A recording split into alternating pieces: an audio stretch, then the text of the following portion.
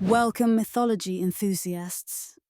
Today, we're diving deep into the world of Greek gods and goddesses to explore one of the most overlooked yet profoundly important deities, Hestia, the goddess of the hearth, home, and hospitality.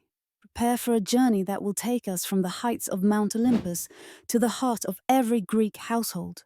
Let's start at the beginning. And I mean the very beginning. Hestia was the Titans Cronus and Rhea's firstborn child, making her the Olympian generation's eldest. But being first wasn't exactly a blessing in this case. Cronus had heard a prophecy that his children would overthrow him. His solution? Swallow them whole as soon as they are born. Talk about extreme parenting. Being the firstborn, Hestia was the first to experience this rather unpleasant form of childcare. But as we know, you can't keep a good goddess down. When Zeus finally defeated Cronus years later, he forced his father to regurgitate his siblings. Having been the first swallowed, Hestia was the last to be freed. This experience profoundly shaped Hestia's character. Having experienced the chaos of being trapped in her father's stomach, she developed a deep appreciation for peace, stability, and the warmth of a loving home. As Hestia grew into her divine powers, she faced a choice to define her role among the gods. Apollo, the god of music and prophecy, and Poseidon, the god of the sea, sought her hand in marriage. Now, in a pantheon full of divine drama and romantic entanglements, you might expect Hestia to choose one of these powerful suitors. But Hestia had other ideas. She approached Zeus and swore an oath of eternal virginity. This wasn't just about avoiding marriage. Hestia was defining her path and power by choosing to remain a virgin goddess. Alongside Athena and Artemis, she became one of the three virgin goddesses, each representing a different aspect of female power and independence. Hestia's choice allowed her to focus entirely on her role as protector of the hearth and home. It symbolized her dedication to nurturing the heart of every household and community, unencumbered by the drama that often accompanied divine marriages. Now, let's discuss Hestia's domain, the hearth. In ancient Greece, the hearth was more than just a place to cook food or keep warm. It was the sacred center of domestic life. Imagine a typical day in an ancient Greek home. The family gathers around the hearth, where a fire burns steadily. Before the morning meal, the family makes an offering to Hestia, sprinkling a portion of their food into the flames. They do the same after the meal, bookending their day with reverence for the goddess who protects their home. The fire in the hearth was seen as Hestia's embodiment. Keeping it lit was more than just a practical concern. It was a sacred duty. Letting the fire go out was considered a grave misfortune, potentially leaving the family vulnerable to hardship or divine displeasure. Every significant family event involved the hearth. When a child was born, they were carried around the hearth in a ceremony of acceptance into the family. When a bride entered her new home, she would circle the hearth, symbolizing her integration into the household. Even new slaves, when introduced to a household, were showered with nuts and fruits before the hearth. A ritual meant to ensure their loyalty and productivity. Guardian of cities and states, but Hestia's influence wasn't confined to individual homes. Her role as a unifying force extended to entire communities. In the center of every Greek city-state hearth, a ritual meant to ensure their loyalty and productivity. Guardian of cities and states, but Hestia's influence wasn't confined to individual homes. Her role as a unifying force extended to entire communities. In the center of every Greek city-state stood the pretension or town hall. Here, a public hearth burned continuously in Hestia's honor.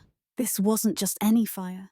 It symbolized the life and unity of the entire city. Imagine you're a Greek colonist setting out to establish a new settlement. Fire from your home city's hearth is one of the most essential items you'd carry with you. This fire would light the hearth of your new settlement, creating a symbolic link between the mother city and the new colony. This practice shows how deeply Hestia was connected to the concept of home, not just as a physical place, but as a sense of belonging and continuity. Now, Let's talk about one of the most intriguing aspects of Hestia's story: her seat on Mount Olympus. Originally, Hestia was one of the 12 Olympians, the principal deities of the Greek pantheon. But when Dionysus, the god of wine and revelry, came into power, there was a problem. Olympus had 12 thrones, and now there were 13 major gods.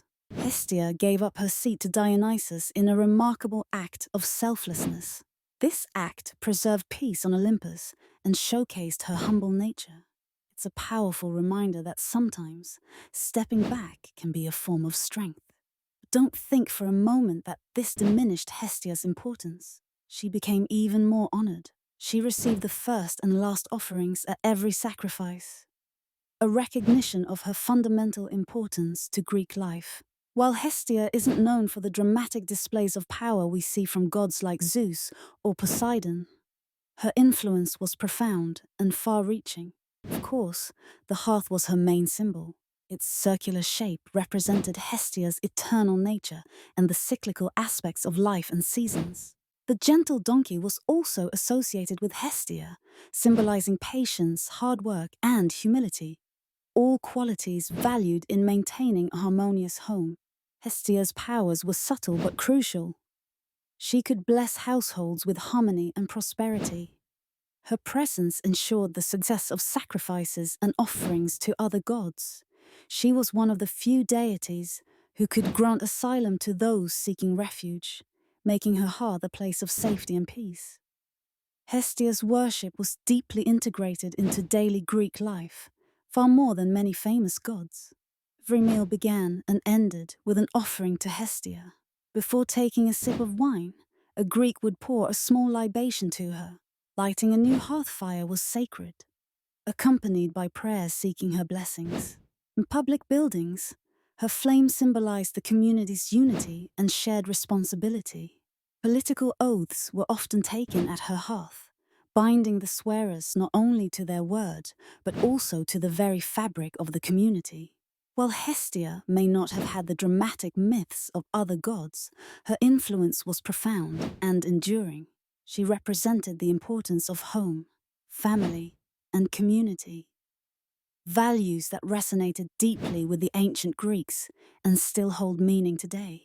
In modern times, we can see echoes of Hestia's influence in the importance we place on creating a warm, welcoming home, the concept of hearth and home as the center of family life, the ritual of lighting candles or gathering around a fireplace during special occasions, the idea of home as the importance we place on creating a warm, welcoming home, the concept of hearth and home as the center of family life, the ritual of lighting candles or gathering around a fireplace during special occasions, the idea of home as a place of safety and belonging.